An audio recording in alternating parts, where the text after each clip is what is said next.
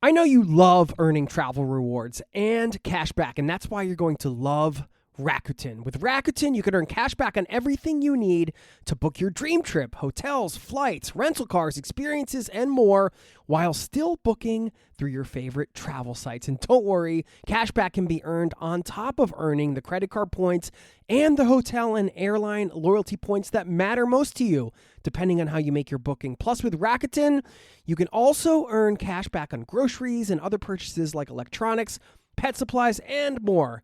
And the best part, you can join today for free and start earning cash back on top of your travel rewards. Go to Rakuten.com or get the app. That's Rakuten, Rakuten.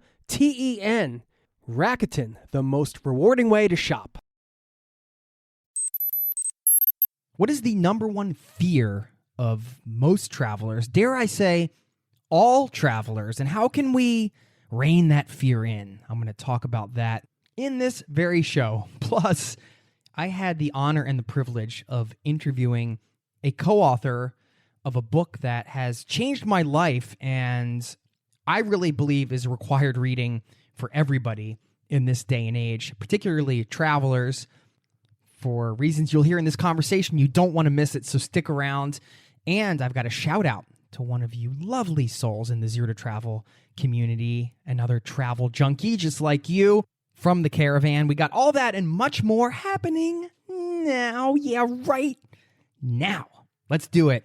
Thank you for being here and welcome to the Zero to Travel podcast, my friend.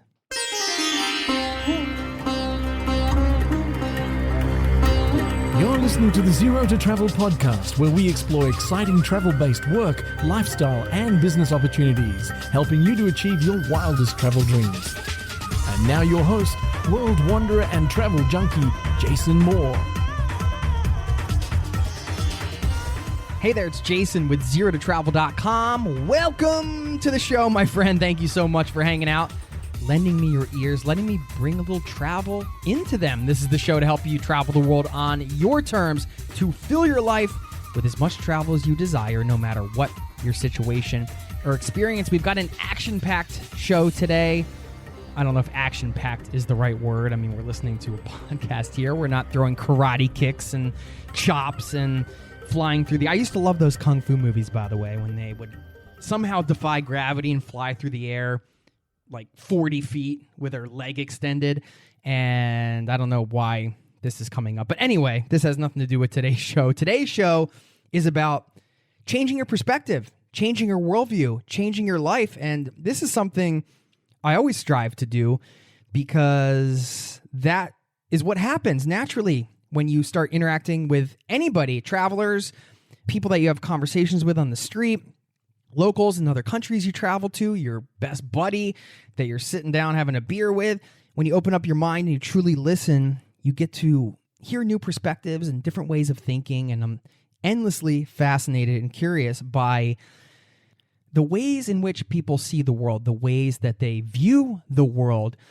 But my guest today offers something even more powerful, a lens through which we can see the world. And it's a fact-based lens. She's the co-author of the book Factfulness, 10 Reasons We're Wrong About the World and Why Things Are Better Than You Think. You have to listen to this conversation and you have to read this book. Well, you don't have to. I can't come through the podcast here and force you to read it.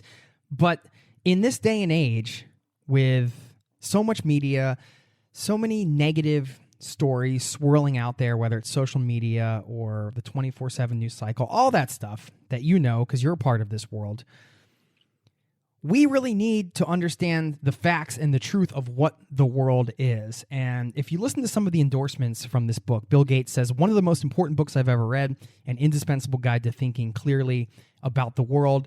Former U.S. President Barack Obama, I'll read a snippet of his. He says, this is a hopeful book about the potential for human progress when we work off facts rather than our inherent biases. And in this book, they highlight the 10 instincts that distort our perspectives of the world that can make us see the world in a way that is not based on the facts of how the world really is. This was so eye-opening on so many levels to me, and it ties in with the question I posed at the top of the show about travelers' biggest fears, perhaps all travelers, and that is the fear of the unknown, the fear of the things that might happen on our trip. And even seasoned travelers, I think, can have this compulsion to worry, to get a little nervous when they're going to a country they haven't been before. Of course, it's all unknown. You're not sure what's going to happen. It's all unexpected, and that is normal.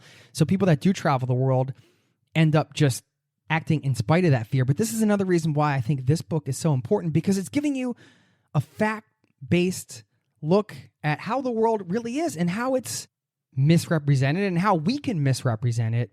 And if you ever get down from all of the negative stories that are going out, whether it's social media or the media or whatever, if that kind of bums you out, well, get ready to be uplifted and feel good, because globally, health-wise, things are improving, and there are so many things to be excited about and so many good things happening. And that's what this book did for me. It really felt empowering to understand through facts that, hey, things are going really well and things are on the up and up here, and it's not all doom and gloom. So please sit back and enjoy listening in on my conversation with Anna. Unfortunately, at the time we talked, I had only been able to skim through the entire book. I hadn't been able to read the whole thing because I got the interview at the last minute. I actually sent in a request, and she happened to be coming through town, I think, the next week, so I wasn't able to finish the whole book, but I have since finished it and read the whole thing, and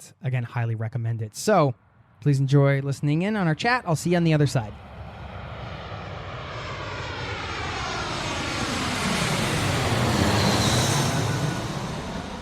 My guest today is the co-founder of gapminder.org. Their mission is to fight ignorance by providing a fact-based worldview for free. She's also the co-author of a New York Times best-selling book alongside her husband, Ulla, and late father-in-law, Hans.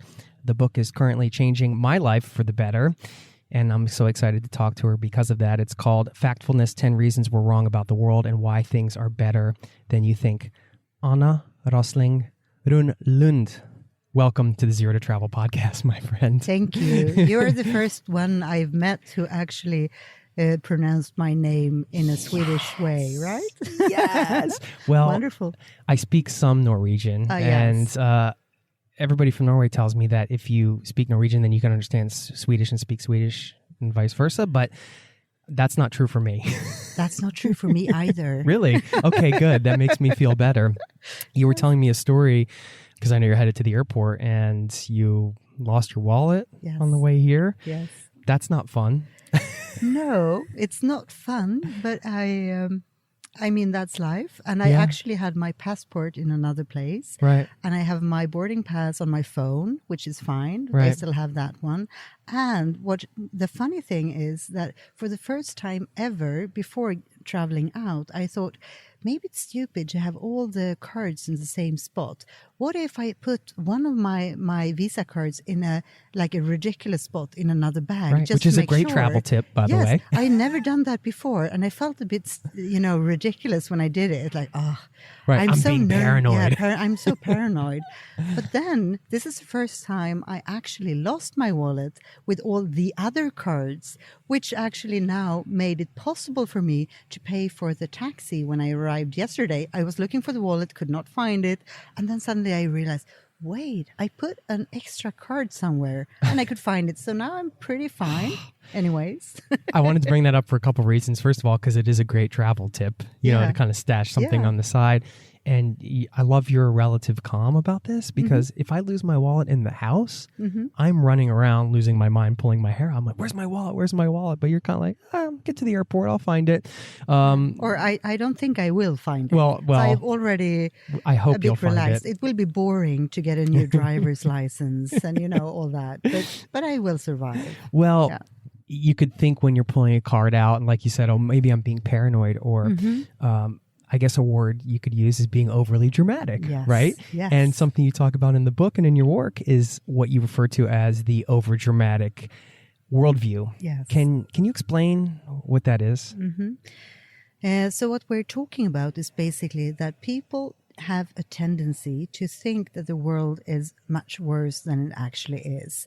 And we think that is because our brains have a hard time actually remembering or even taking into account normal things that happens. Because if you're going to see the trends over time for the world, you have to go to data, which is seldom news because it's slow changes. So very few people have seen that. Instead, we watch the news and we see these dramatic things happening all over. And our brains have a hard time actually remembering that the news are the extraordinary events, the rare things we get to see. But our brains are just, filled with all these super exciting or super scary things, which makes our thinking overly dramatic. So when we are thinking about the world, we tend to be overly dramatic about it and overly negative. I think it's so easy now because of the bubbles we all get put in. Like, basically they're algorithm bubbles in social media and media in general. But, in the book, you guys are quick to point out that, hey, let's not lay all the blame on media because that's one component of this thing. Can you talk about why you think we are so negative as a species? I mean, I think it's a very basic thing. A long time ago, when we were basically hunting and gathering things, I think that was a necessary thing for us. That if we saw something that if we got a feeling that something was negative, I think we needed to react instantly because it might have been the matter of life and death. If you hear something in the bushes, it might be something dangerous.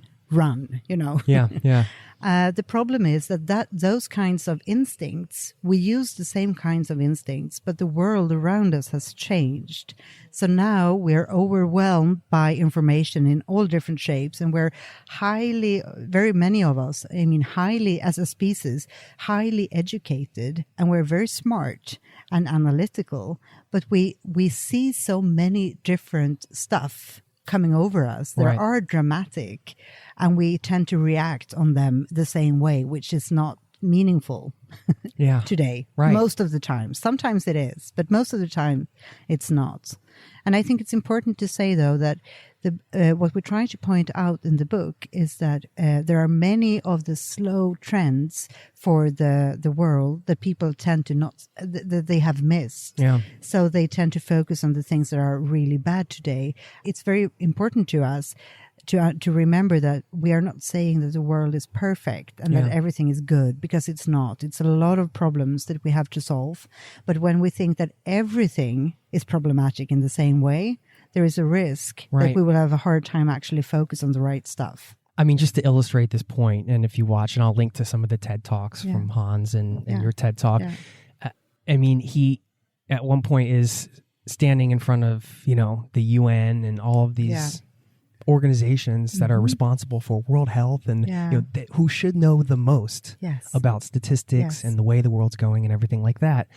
And still, as he points out, the chimps at the zoo, if you went and threw 3 bananas into a cage with 3 monkeys, they would each, guess 33% of these answers correct.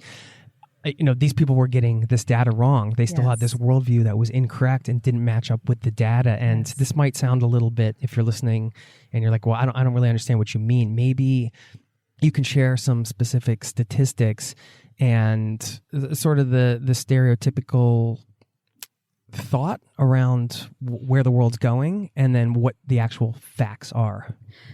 So I think I would like to start then by saying that in the book, we start by asking 13 fact questions that we have asked to the general public in 14 countries. I did the quiz last night. How did it go? Not very well. I got 7. I think I got more than half wrong. I got 7 wrong, I believe. But I would say that very few get that good results. So I think you should still be okay. Does that mean I'm happy. a possibilist? Yeah, maybe, yes. So actually what we do then is that we have 13 fact questions in the beginning of the book. And those were the ones we were asking to the general public. But as a reader, you can do them before actually getting started reading. Yeah. And the reason we ask these questions questions is because it's very basic questions about the world, the general trends. But they're big questions. But they're big questions. So no one has probably thought about them that way. So we're not assuming that people know these things. Right. But we're interested in, if you see a question like this, what do you think, right? Right. And what we see there is that people have a tendency, when they are confronted with answering alternatives, where they can see, if they can see like positive or negative answering results, they tend to go for the bad ones. So basically, going back to the negativity instincts. So basically, we use our overdramatic thinking when we're trying to solve which answer alternative to pick. So we have a few questions. Maybe I should read one of the questions. Go ahead, So let's take one question here. In the last 20 years, the proportion of the world population living in extreme poverty has A, almost doubled, B, remained more or less the same, C, almost halved. That is the question. And you can see there is a big difference between A, B, and C. Mm-hmm. Doubled, same, or halved. So it's right. Yeah, when you're answering it, you're really deciding the big trend, not something minor in the small increments of a percent or something. Right. And the interesting thing, let's go, and now I'm going to go and look at the results here, but because we have them in the back of the book, just to make sure that I'm not saying something stupid. But it's very interesting that people get very, very bad results on these questions. So if we look at this, for instance, looking at the results from the US general public, we had only 5% getting the correct answer. And the correct answer is that the extreme poverty has almost halved over these 20 years. And I mean, that is amazing. That means 95% of people 95 got this question think wrong. It's the same or worse. Yes. And this is, think about it. It's pretty interesting because that will actually color how we read the news. When we see the news with all these bad things and we think that the world's poverty, the extreme poverty in the world is actually doubling, that's a very, very weird worldview we get. It's determining culture as well, right? Yes. If people are walking around thinking this is it the way does. the world is. It does. And I think this is interesting. When only 5% of the U.S. population that we were asked this question got it right, I think the interesting thing here is that includes both political sides. Because it's very common that we are, one side talks badly about the other side being uninformed and stupid and ridiculous in different ways. But this includes almost all voters of the US, right? Yeah. If you think about it that way. Yeah. Of course, we did not ask every single American. It's just like a subset, of course. Right. But it's representative it's of the representative, population. yes. Yeah. So it should be somewhat around these numbers. And we've actually tested these questions in many different audiences when we are lecturing to, and we get the same kind of result most of the time, actually, in most of the audiences. Wow. So I think it's in this range, at least. We'll get back to the interview in just a moment.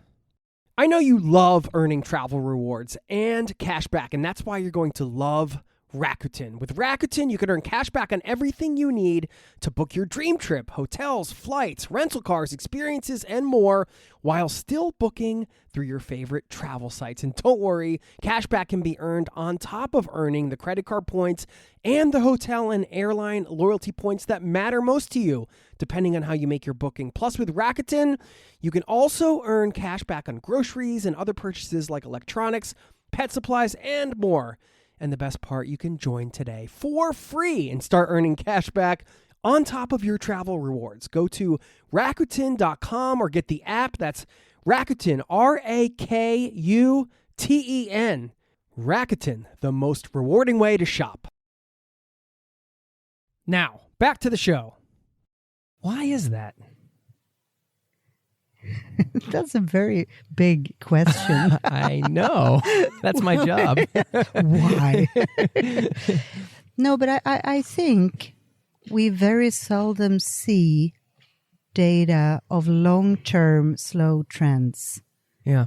We see sudden, instant things happening, often being bad things. Right. And we have a hard time compensating for all these bad events that we see.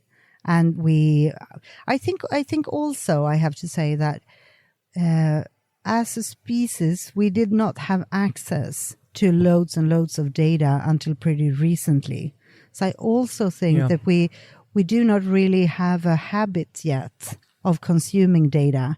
And it's also very new that the data is available for free in many cases online. Yeah. It hasn't been. It's a very new thing. So I think we have to, it will be a process where we learn how to deal with that information and how to read it and interpret it and understand what data to go for in a way that is meaningful. So I think we do have a lack of the basic knowledge. We lack the facts. Right. We were never taught the facts. Now we can get them ourselves if we want to, but we are not aware of how or where. And if we have tried 5 or 10 years back, it was a cumbersome and horrible experience trying to find data online. Yeah. Now it starts to become much better. But I think we are not there yet. You guys helped with that, right? Yeah, hopefully. But I think we're not there yet. So I think we need to make sure that we create a literacy in reading data and handling the content in the media. So for us, it's very important not blaming the news, even though we talk a lot about the news. Yeah. Because I think the news should actually report everything that is the unexpected and extraordinary events. I mean, that is the job, and that is what I as a reader want to have. But I think we as consumers need to be better at actually remembering the context. It's not that hard, but we don't have the habits. And we need to continue to push the media in the direction of actually providing a context when they are presenting their news. Yeah. So very often, let's say it has been an earthquake somewhere or a terrorist attack or something. Very often we get to hear about that, but it's too seldom we actually get a context saying something like, there was a terror attack. Let's say that the news was there was a terror attack in Turkey. Then I want to know about the terror attack in the moment, of course. But I also want to know, are terror attacks becoming more common than they used to be in the world as a whole? Right. And in Turkey in special? What is happening with the number of deaths when you have a terror attack? Have they changed tactics since the beginning? I mean, if we had these kinds of almost standard context fragments that they could always bring in, which would be relevant to all terrorist attacks. So as soon as something happens, if they could sort of drag in this like more baseline information about terrorist attacks in general, I think that context would make a big difference. So I think, and that example would be, coming in and saying, oh, but this year terror attacks are down 30% or over the last 10 years. Yes, look at the trends the last 100 years, and you can see you have increase of terror attacks, but that is in other areas of the world. It's actually decreasing here, even though this attack was a big one. Putting the context. Yeah. So I would say it's all about that. And I think media has a responsibility of actually getting there, but to be realistic, it has to be done in a way that doesn't cost them time or money, because if it does, they will never do it. So I think I'm actually not negative against the news, and I'm not negative about consuming news, and I don't think that the news should be positive news. I just think we have to create this habit of getting a context to put the news in. And to do that, we need facts, and we need frameworks, and we need improved thinking habits so that we can compensate every time we see the news content and sort of frame the news in a way that is more reasonable. Right. Yeah. Like there's the two sides of it that you just mentioned. I really like your idea of maybe standardizing something. You have the FCC in America, and they're responsible for the content that goes out on the radio. So they say, well, you can't curse, you can't say these words, you can't do these things. And that's just to keep it a certain way. Yeah. But we don't have that in the media. We have media and social media platforms that are based on profit. Yeah. And data doesn't really give people the endorphin kick that they get. Very seldom it does. Right. On the consuming side, there is not much education around how to think about the things you're consuming. No.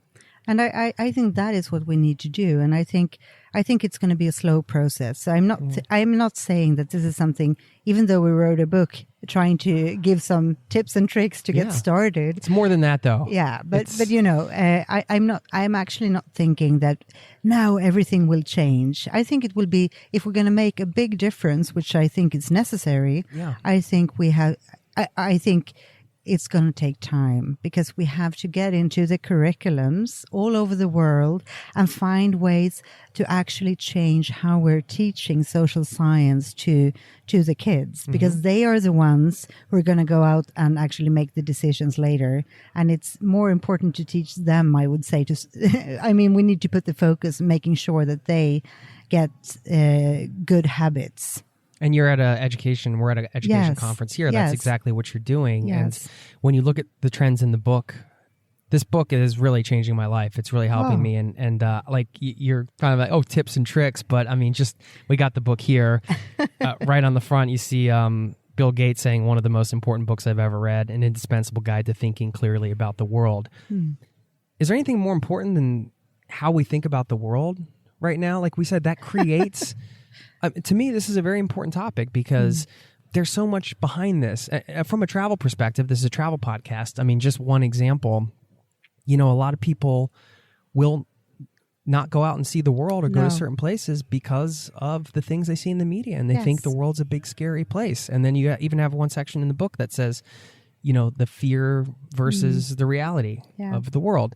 What the book is doing is reframing a lot of the ways you think about the world based on actual data that you can refer to. So you guys are doing your part. When you look at these long graphs over 70 years and things are declining, well, there's all these things that contribute to these declines, and people, this is a collective thing we're doing here.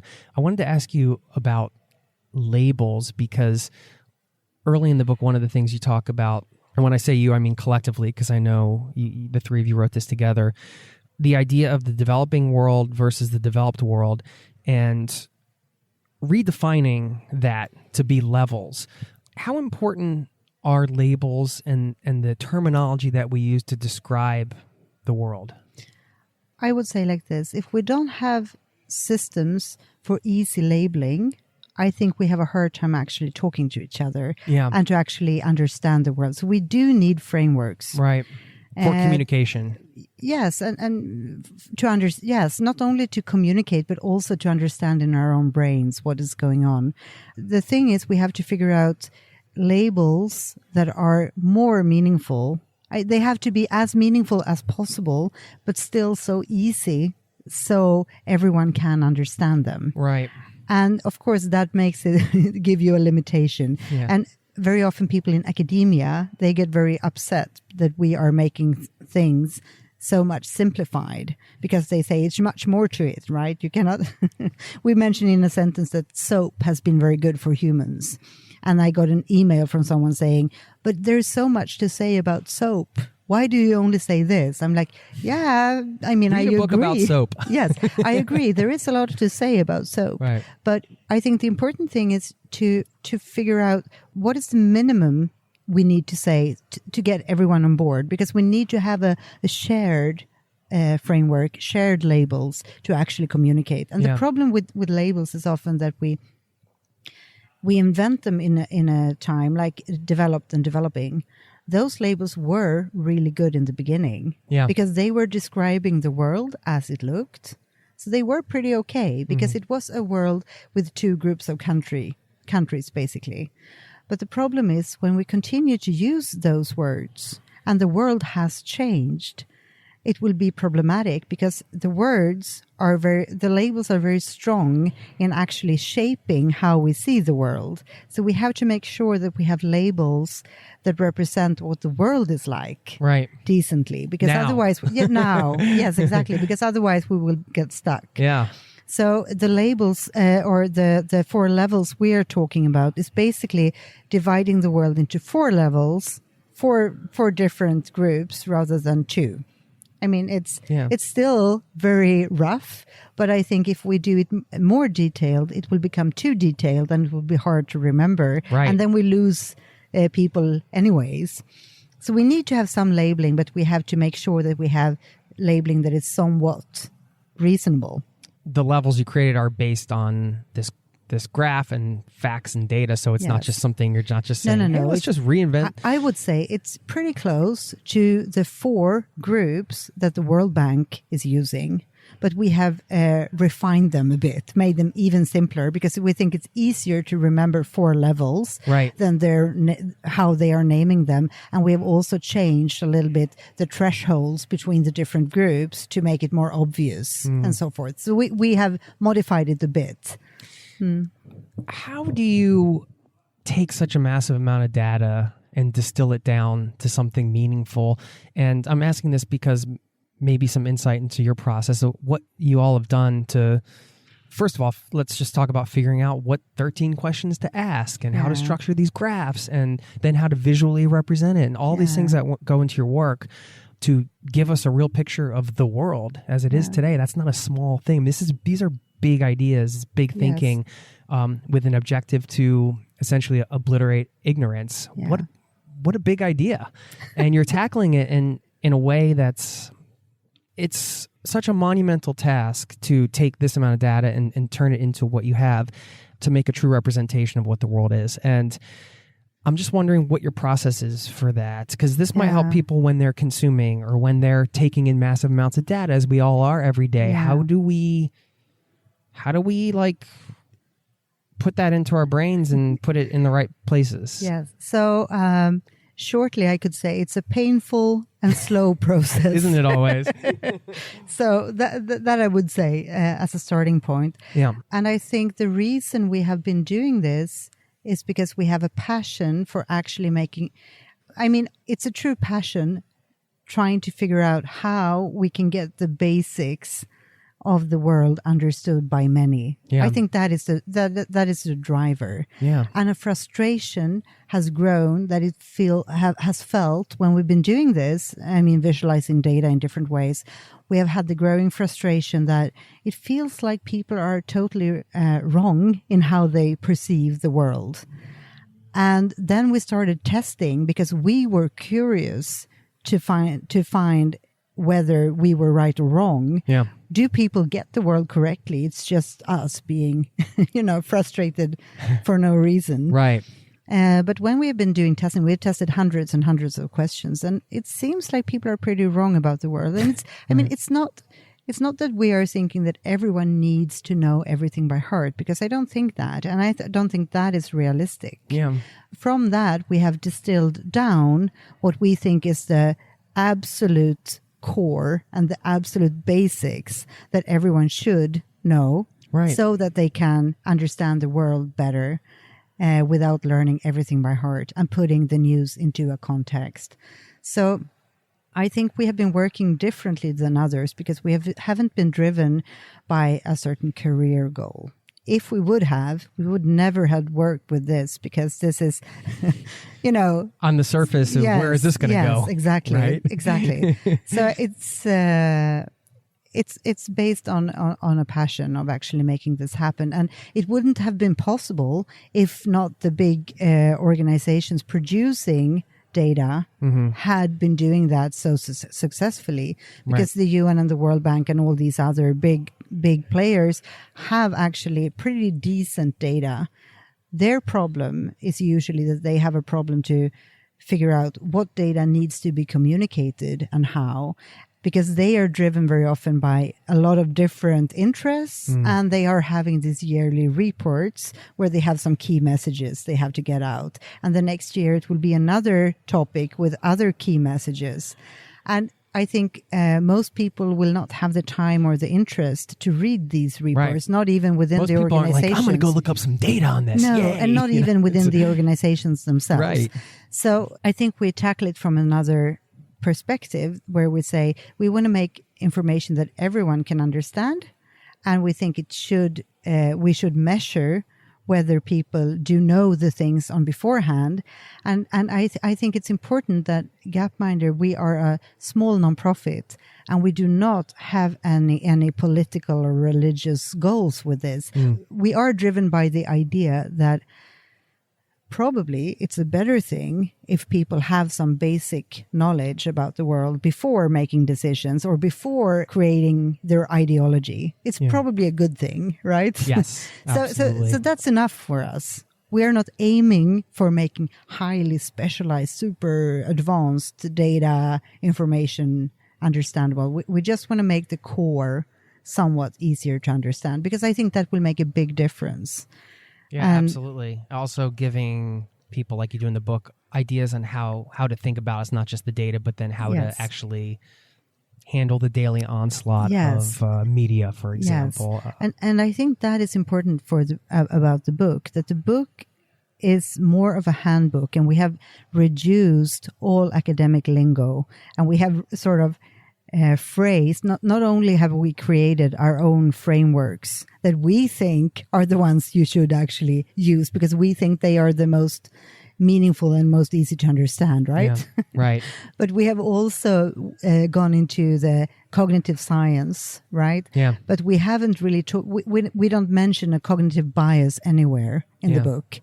We skip that because we think that most people are not interested in cognitive biases per se, and they don't need to learn them. And there are so many. So instead we have created these dramatic instincts that we think they are like some kind of a combination of different biases. Right. But we try to get it into something that is consumable and understandable and meaningful for someone who is neither a global health expert or a cognitive scientist. Yeah. Which is what makes it so practical for somebody like me. And me. I know we're running out of time here because you have to get to the airport and find your wallet, which you're going to. Just talk about Dollar Street, because this is a component of your website, and I want people to go check this out so they can see what this is all about. And I was showing my wife it last night, and pretty powerful stuff. You want to just share what that is, and we'll include a link here in the show. Dollar Street is another. It's a website where you can go and visit homes from all over the world and see everyday life. So it's based on the idea. It's like a mental model almost. Yeah. So imagine that all people of the world were living on a street, where you have the poorest people to the left and the richest to the right, and everyone else lives somewhere in between.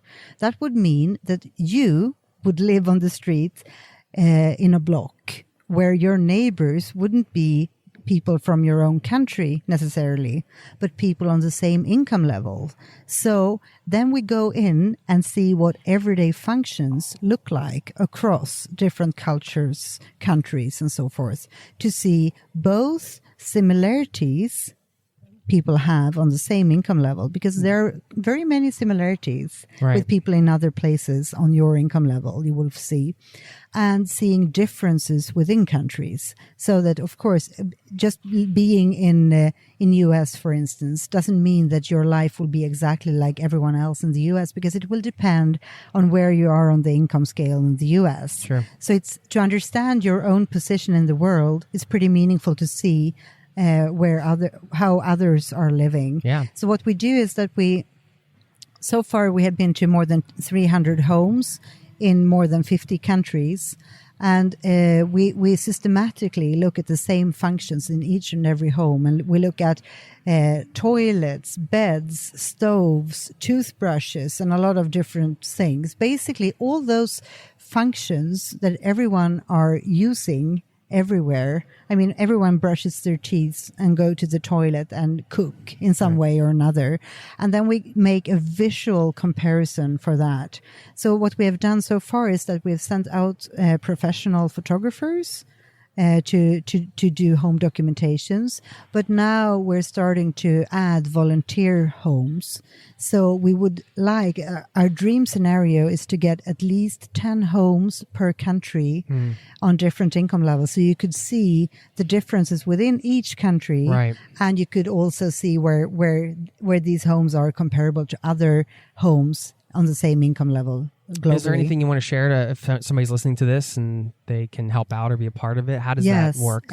So we would truly love to get more homes on Dollar Street. Okay. So if you feel that you are, basically you can do it at home or at a friend's place, or you can do it while traveling. I mean, there are many different options, but what you need is basically a camera or a smartphone would actually do pretty often as well. And we do have a list of things you need to capture in each home. So go to either the dollarstreet.org website, and in the upper right corner, there is a menu. Yeah. Open that one, and under the About, you will find the resources you need, a folder where you can actually download and start documenting, actually. Okay. Or you can send me an email if you want to info@gapminder.org if you want to talk further about what this is and what you can do. Okay. We also need help with translating and a lot of different stuff. So being a small nonprofit, we're hoping that we can get more people involved and volunteer. And we think that when we get a better coverage, it will be a very meaningful tool for people, especially in classrooms all over the world, so that we can actually start learning not only where people live on the world map, but also what the everyday life is like. Yeah. Because what we see in the news, even if it's true, we will only see the exception. We never see the everyday realities. Yeah, and this is a great way to contribute to some very important work. So thanks for sharing that. I think a lot of times people think, well, how can I help? And I don't have money to give or whatever. This is a way that you can give and be a part of this. So I appreciate you sharing that. I think I need to say as well, one of the reasons I started Dollar Street was because to understand the world and to understand that most people out there are nice people and that it's not dangerous to travel most of the time. I mean, I think actually the world would be a better place and people would be more positive if they were traveling and meeting all these nice people everywhere. That would actually help. Yeah. But I don't think that... It's the idea behind this show. Yes, but I don't think it's realistic that everyone will do. Sure. And I think there is a risk, even when traveling, that many people stay at their fancy hotels at the same income level they come from, which means they will seldom meet everyday life, even if they go to the countries or live close by normal people. Yeah. So I think that is a problem. When people are traveling and they take photos from their travels, they come home and present to their friends and family what life is like in these places. But most often we don't see the everyday life, because we might see a little bit here and there, but we see too little of it. Right. So Dollar Street is a way of actually giving everyone an opportunity of actually visiting real families and see what life is like. Of course, it's not totally covering, but at least getting a glimpse of the circumstances in which people are living. Yeah, and if you need a shot of gratitude, or your kids are being ungrateful for something, you can go visit Dollar Street and show them some of the toys. These kids that we were looking at a family in India last night, and like you said, you take the everyday items, and under toys it looked like an old Head and Shoulders shampoo bottle with the label rubbed off. That was a picture of their toy. Yeah. And for this family that was living in a straw hut. We'll get back to the interview in just a moment. The Lincoln Spring Sales event is on now, and there's never been a better time to experience the feeling of driving a Lincoln. Pictures, sunlight through the available panoramic vista roof, music, weather, and maps on the 48-inch panoramic display, and a drive so smooth that inspiration rides up front. Stepping out better than you got in. That's the Lincoln feeling. Get behind the wheel of the 2026 Lincoln Nautilus SUV and discover exceptional offers only at your local Lincoln retailer. Now, back to the show. Yeah, I was going to ask you about travel. I'm glad you brought it up, because Dollar Street gives you the chance to see those images, but then there's also something about seeing that in person. Yes, definitely. Yeah, how has that been for you? Have you traveled to some of these places? And Yes. To be really honest, the first idea of Dollar Street came pretty long time ago. I was studying to become a photographer myself. Oh, okay. And we had been started working doing data visualizations for the Gapminder. Or we were not even founded back then. So we didn't even know that this was going to be our work life. But we had started doing the graphs and so forth. And then I started thinking that because I grew up in a family that did not travel because we didn't have that money. So I remember my classmates traveling and I did not. And I was frustrated because I was always interested in society. And when they came home from their travels, I had the feeling that what they are talking about might not be, typical or representative. And I Even was, at that early age, you started questioning. Yes, I was. I tried to grab for something, I guess, because I was probably just jealous, But then studying photography and starting doing the graphs, I started realizing that there were so many things in the data we were going through that I had a hard time understanding. When it said, for instance, like in the poorest quintile, basically the 20% poorest in this country, only this many people have an improved pit latrine. Yeah. But what is an improved pit latrine? And I started Googling, and when I did that, I get either I get nothing or I get these extremely technical descriptions about different kinds of ventilations, which I don't need. So I started thinking, what if we could just take photos to make it easier to understand somewhat what it can look like, roughly. Right. Because I don't need the technical description. I just need to get an idea roughly what it's like.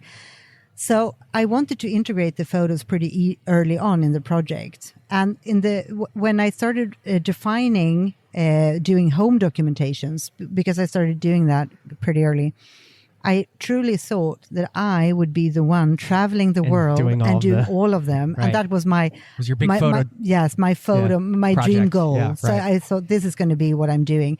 Unfortunately, our charts became so popular. So we basically focused so much on that. And that was pretty exciting, but it took away the time from continuing with the photo project. So it was not a thought to stop doing the photos. It's just slipped, because we were doing other stuff. But you're able to crowdsource them. Yes, but then we got 3 kids. We were at Google. We were doing bubbles all the time, and I started to get the frustration realizing that unless I basically stop doing the charting, the visualizations, these photo project will never happen. Oh yeah. So I basically did that and applied for from a starting grant so we could actually go out and develop the baseline we have today. Okay. And we actually opened it to the public long before I imagine it's ready. So I mean, we actually share with the world a basic version, but we still intend to add a lot of more stuff to it.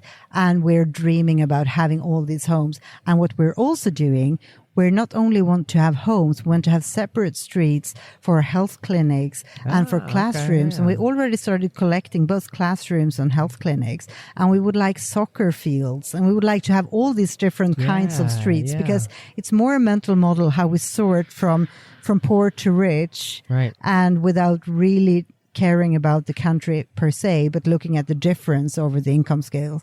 And I think that is something we want to continue. So we're going to do this.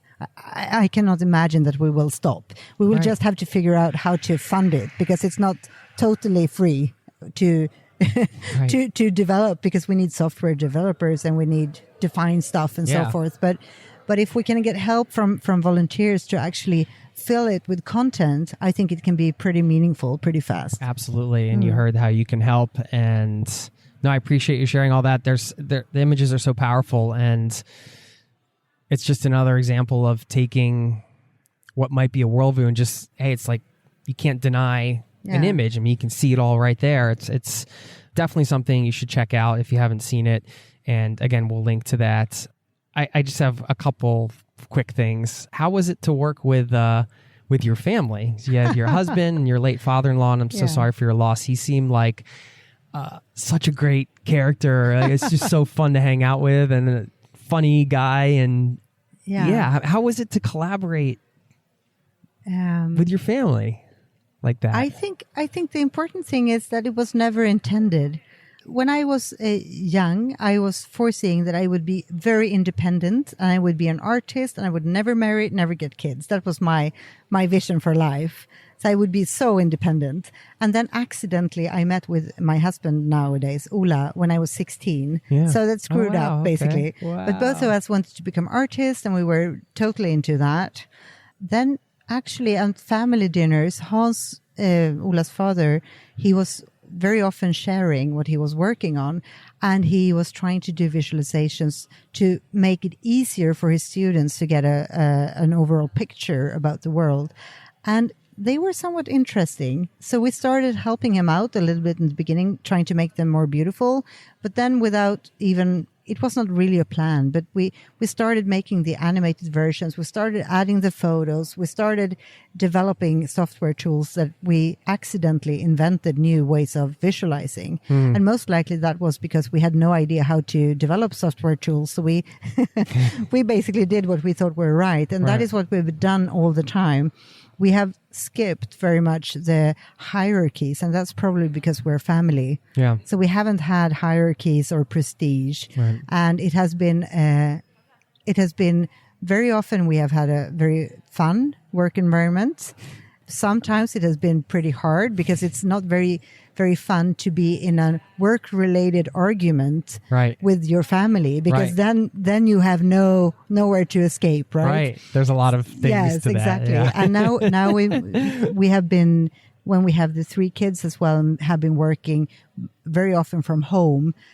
It's very hard to define what is spare time and what is work. We basically always in a sort of work mode in a way. Right. That's hard. That can be hard too. Yes. Yeah. But I think the reason we could work together is probably because we never wanted to make a career within a silo. We just started doing this because Hans inspired us, because we saw he was trying to solve a problem, and we started to help him solve that problem. And then the problem grew, and we're trying to solve the same problem, basically having people getting a fact-based worldview and making sure that we provide a worldview that everyone can understand.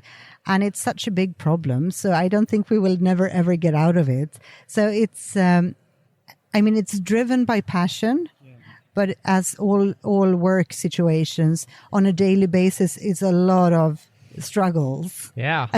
And a lot of dead ends, right? Yeah. And a lot of struggle to get funding to cover for the cost, because it's important for us to be independent and a non-profit, because that's when we feel we can be powerful and actually give something. What carries you through on those down times? You're going to say cold beer or something. No, I don't think so. Maybe I think usually nowadays it's doing stuff with the kids. Yeah. And it's usually to do like basic stuff, like, playing a computer game with them, or spending time with your family. Yeah, I think that is, or also spending time with friends, or I would imagine the work itself is just, it's you feel it's important, you believe in it, and that's. So I would say like this, we will probably not be able to drop it because it's too interesting and too important and too fun. Yeah. But it's still work. What a beautiful place to be, though. Yes, right? it is. In your life. It is. It's very fun, actually. Yeah. Slow, cumbersome, stressful, hard, but very, very fun. That's all at the same time. Projects, and that's a beautiful thing. Well, thank you so much for everything you're doing, and thank you for your time today. And I really hope you find your wallet at the airport. Yeah, I hope so too. I do not have big hopes, but I will at least go there and give it a shot. You're putting a lot of good into the world, so sometimes hopefully that so if you find my wallet, back. Yes, please return it. Anna, I'm going to ask for a high five too, because I usually do that when I'm in person. Wonderful. Thank you so much. Thank you. Hope to see you again soon. Wonderful.